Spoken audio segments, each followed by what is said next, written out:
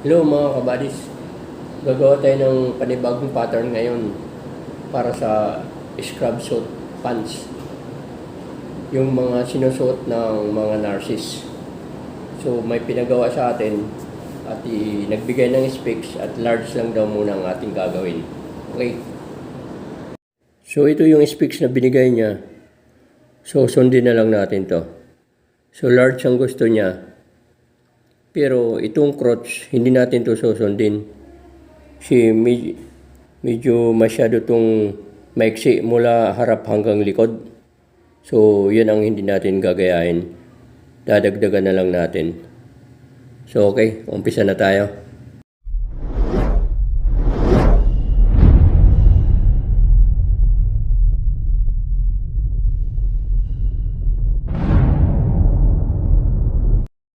Okay, umpisa na natin. Sukat tayo dito sa side ng 4 inches. Ganon din dito sa taas, 4 inches. Para hindi na malilito. Okay.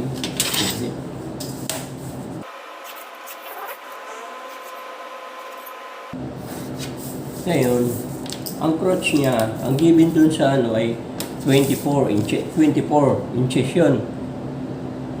Sa palagay ko yun yung paikot niya mula sa front hanggang likod, pero masyadong maiksi yun Gagawin natin dito lang tayo sa harap magsukat ng 12 inches.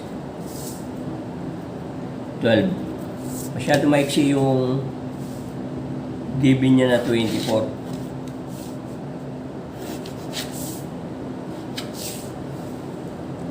Ang hip niya ay 42. 42. Plus tayo ng 1.5 kasi spandex yung tela niya. Ngayon, divide natin sa ito equals 43.5. Divide mo sa 4. 4 equals 10 and 7/8. So 10 and 7/8 magmula dito, kumuha ka na ng 3/8 para sa swing allowance. Yan. Dito mo itatapat yung 10 and 7/8. So dito guguhitan mo na ito dito. Plus mo ng 1.5 para makuha mo yung front crotch niya. Ngayon, magmula naman dito sa dulo na to, hatiin mo na, divide mo sa 2. Magmula dito, 12 and 3/4. So 6 and 3/8. Ngayon, susukatin mo naman ito dito, 6 and 3/8. Saka mo guguhitan pa ganyan.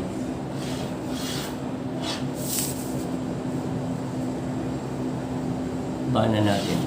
Yan. Ngayon,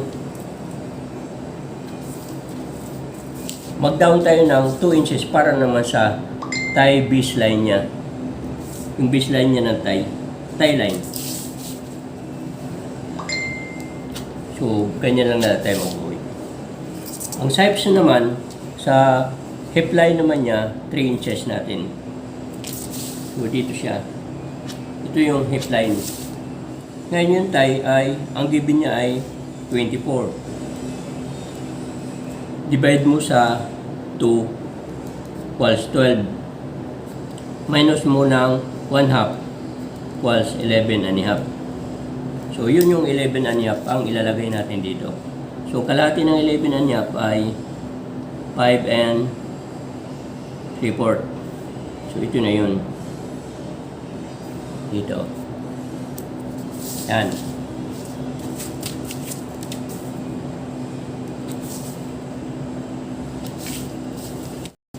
So, ito naman, susukatin na naman to natin dito. Itong portion na to, dito, 4 and 7/8. Dito natin ipareho. Yan. Kasi, full garter naman to. Ito na yung sa front crotch niya. Yan. So, guguhitan na natin. Pwede siyang straight lang yung ito dito. Kasi full garter So, pwede natin yung guhitan yan. Ka-curve. So, yun yung front crotch niya. So, ito, haba-haba naman natin ito ng konti. Para makuha natin yung nail line niya. Para sa tuhod ni. So, magsukat ka lang dito, magmula dito sa crotch line. Magsukat ka lang ng 11 para na yun sa nail line. Yan. So, ito muna ang lagyan natin ng sukat. So, mamaya na yung bottom line. So, ito yung nail line. Ang given niya ay 18. So, ang kalahati nun ay 9. So, pura niya pang kalahati ng 9. Sukat na lang natin dyan. Yan, 9. Pwede na natin itong guhitan dito. So, guguhit na natin yan. Kailangan proportion lang siya pagkaguhit. Hindi pwedeng idiretso natin yan, ganyan. Kailangan medyo naka-curve ng konti para maganda naman siya. Proportion naman. Yan. Ganun din dito. Hindi pwedeng diretso ganyan. Kailangan medyo naka-ano ka ng konti. Kasi wala tayong curve. Yan. Wala tayong gamit na curve eh. Yan, di ba? So ngayon, dahil ito yung hip line niya, dito na tayo mag-umpisa mag-curve papunta doon. So ganyan. Yan. Para hindi siya ito, pwede rin dito, para hindi siya straight talaga yan, pwede mong guhit ng medyo pataas. Pag ganyan. Para maganda yung forma niya. Pwede rin namang straight yan. Pero mas maganda, para maganda tingnan yung ano, nasa proportion ng guhit, lagyan mo ng kunting curve. Diba? So yun na yung front niya.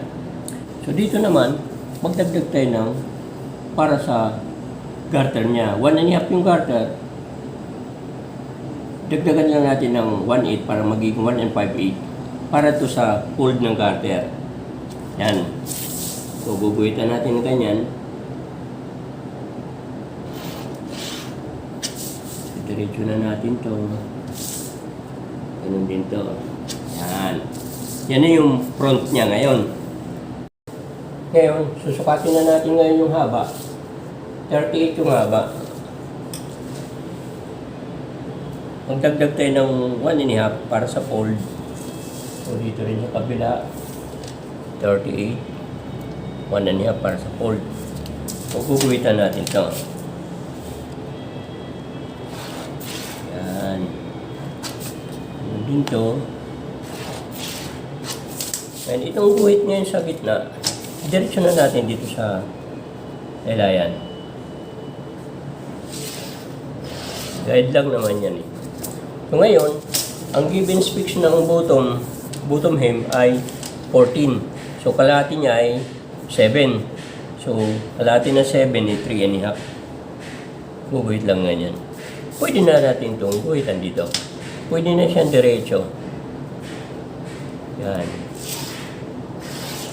So ibuka natin ito banda dito. Saka ito naman, ganun din to, diretso. Buka rin ng konti. Knee-line, sa tie line, saka sa hip line. So, buo na yung harap natin. Ngayon, lagyan natin ito ng bulsa ang harap. Ang harap niya, slide lang naman eh. So, magmula dito, kahit na magsukat na lang tayo ng 3 inches. Yan. Ngayon, ang garter natin ay 1.5. Mula dito, 1.5 yan. Yan. So, mag-down ka pa ng 1 inch. So, lahat siya ay 2.5. Ito yung magiging opening ng bulsa. Magmula dito. Magsukat ka ng opening ay 6 inches. 6 lang. Okay na yan. Yan. So, magano ka dito ng 3.8. Dito. 3.8 dito. Saka mo naman guguhitan pa ganun. Dito mismo sa guhit mo na 3 inches. So, idiretso mo dun sa taas. Yan. Ito na yon. So, ito yung 6 ang opening, so nandito. Yan. So, ito na yung bulsa ng sa harap. Para makuha naman natin ang likod, magmula dito, magsukat ka ng 1/2 inch. Magmula naman dito, 2 inches. So, guhitan mo.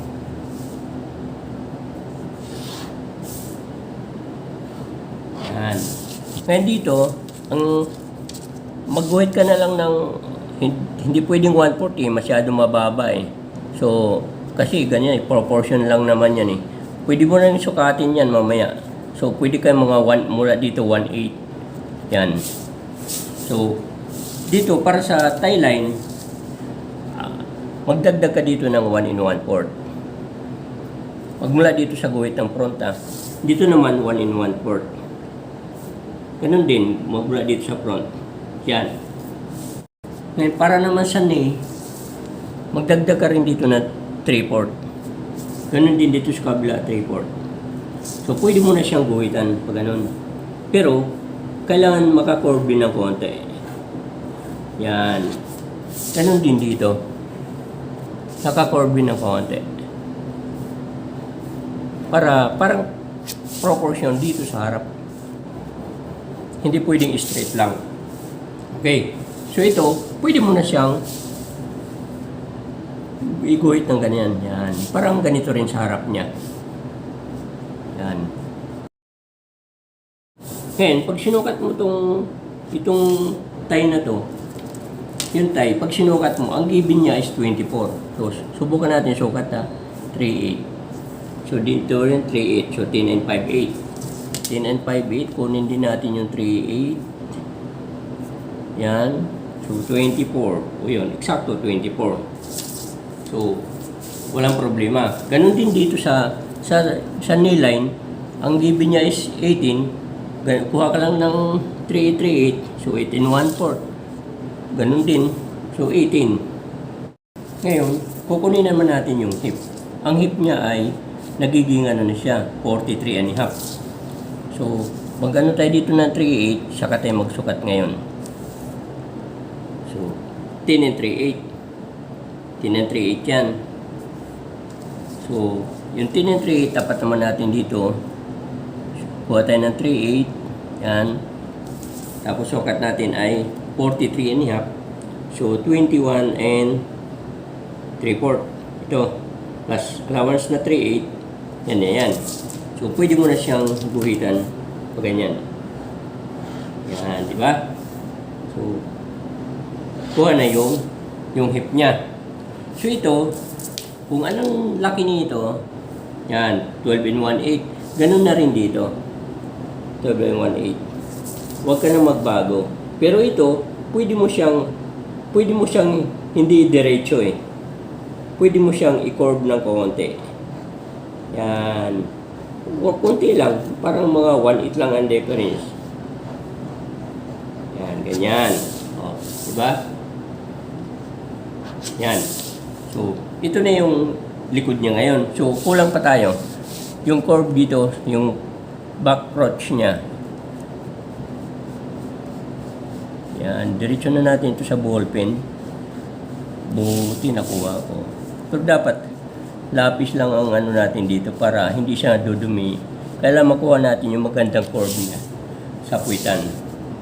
Kasi kung hindi rin maganda ang curve niya, parang ipit sa puwit niyan.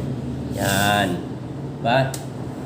So, dito naman sa taas, kukunin naman natin yung distance dito. Magmula dito sa front, sa pinakataas ng front. So, sukatin natin hanggang dito sa knee line. So, itapat naman natin dito. Saka naman natin iguguhit dito. Para, pag binuo, eksakto siya kahaba. And dito, dahil wala tayong eskwela, estimate na lang natin yan na hindi siya magtulis. Wala tayong kupunban eh. Yan. Ganyan siya. So, parang score na siya. Parang eskwala na rin. So, nagawa na natin yung likod. Ito yung likod niya. Yan. Likod. Punta doon hanggang dito. O, di ba? Ngayon, ito, para sigurado ka, kung pantay yung inseam niya, sukatin mo rin itong harap. Ito. Ito yung harap niya. Ito. Sukatin mo rin ito dito. So, 11 and 1/8. Magsukat ka rin dito kung eksakto siya na hindi siya hahaba. O, so, yan o. Eksakto lang siya. Yan. Yan. So, guguhitan na rin ito natin dito sa bandang butong para sa likod. Ganun din, magdagdag ka lang na 3/4 dito. Same dito sa knee line. Ngayon, pag sinukat mo naman yan, pareho lang yan. So, sukatin natin na ang given ng bottom is 14. So, magano tayo ng 3/8 allowance. So, bali 6 and 3/8 or 6 and 1/4. Pag sinukat natin dyan, so 14, 6 and 1/4. So, 14 siya. So, eksakto lang siya. Ngayon, guguhitan na natin to. Pwede na siyang straight na to siya. Yan. Pulbukan natin ng konti.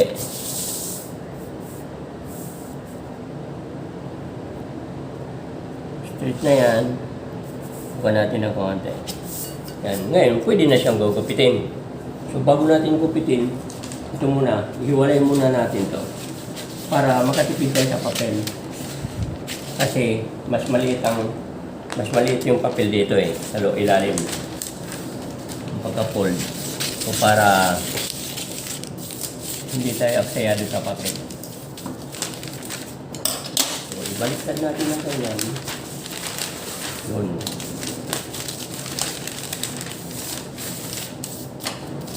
So, ganyan na. Yan. Gupit na tayo. Susundan lang natin itong guhit. Dito sa yung guhit ng likod, yung back. Kasi yung nasa ilalim na pattern, yun ngayon yung magiging back pattern natin.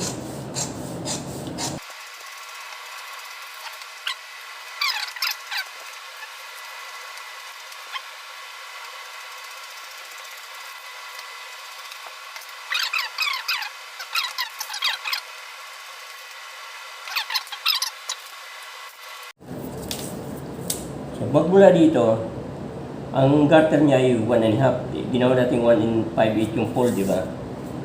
1 5/8. So, ito na yun. Tuwitan lang natin sa tip dito, ha. So, ito na yung taas ng waistline. Magmula dito, magsukat lang tayo ng 4 inches.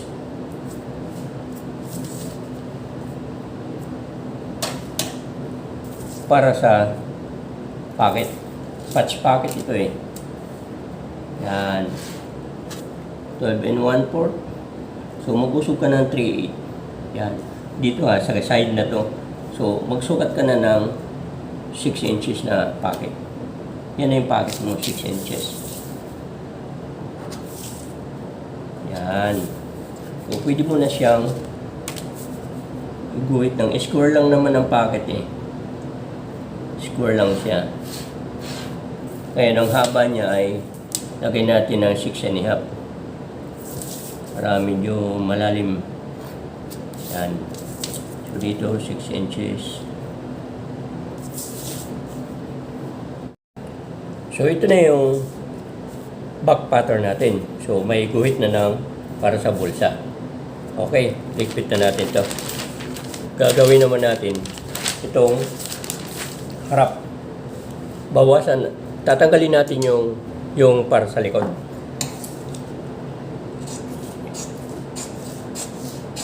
Para magiging harap na lang.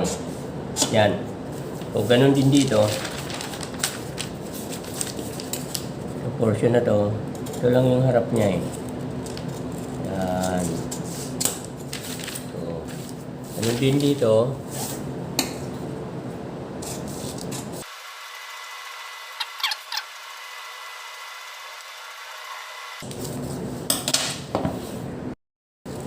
So, ito na yung harap niya.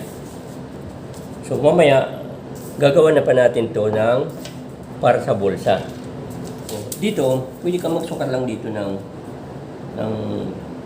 siguro 3 inches, pwede na yan. Yan.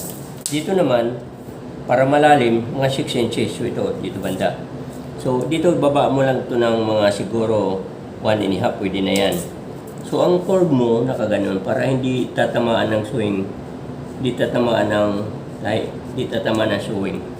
So, ang lapa dito, gawin mo lang siguro ng 7 and 1/2, pwede na. Yan, magmula dito. So, pwede mo na siyang i-curve ng ganyan.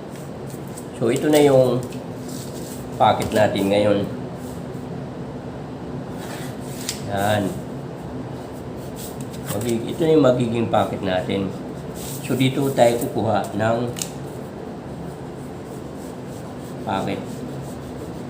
Yan. Ganun lang. Ganun lang siya. Yan. Kukuha tayo ng papel ngayon na retaso na igawa natin itong packet na to. So, itong papel na to, dubli natin kasi dalawa yan, inner at saka outer. So, gayon. Lagyan natin ng pandagan. Tapos, guguhitan natin dito.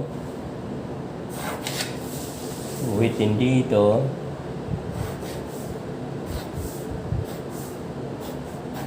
Yan. Tapos, guguhitan natin yung ilalim. Ito. Yan. May tracing paper tayo. Ito. Kaso lang, kailangan pa ng karton eh. Para yung malambot. Para bumakat siya. So, pwede na kailangan. Ano na lang natin. Yan. Isa-isa na lang guhit.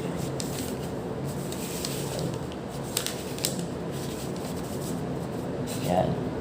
Ngayon, ito naman, yung packet niya, guguhitan din natin. Nagbago. Guhitan din natin. Dito rin. Yan. So, pwede na natin tanggalin. So, ito na. So, ito na yung bulsa ngayon. Guguhitan natin para gugupitin naman natin yan eh. So, pwede nang ganyan na lang oh. Yan. So, pwede na natin itong gupitin. Bago natin ituloy doon, ito, dito muna. Yan. So, ito, guguhitan natin itong ilalim. Kailangan may guhit din siya. Yan, yung ilalim na yan.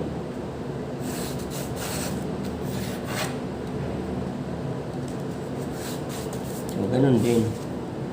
May guhit din siya, laki si opening. So, gugupitin na natin. Tuloy na. Tuloy na ang gupit. Ngayon ito, yung isa, maiksi. So, ang garter natin ay 1.5. Ginawa natin itong 1 5/8, diba? So, gawin natin 1 3/4 para hindi tatamaan pag-pull ditong packet na isa. So, puputulin natin to. Yan. Puputulin natin yan. So, yan. Tapos, ito naman, lalagyan natin, puputulin din natin to. Pero maglagay tayo ng 3/8 allowance para sa tayo. Yan, ganyan. So, ito na yun. So, itong isa, lagyan natin to ng pikiti dito. Para naman to, tumapat doon sa body. Okay. Yung body niya, babawasan din natin yan. Ganon din 3/8 dito. Tulad ng packet. Yan. Tatanggalin dito.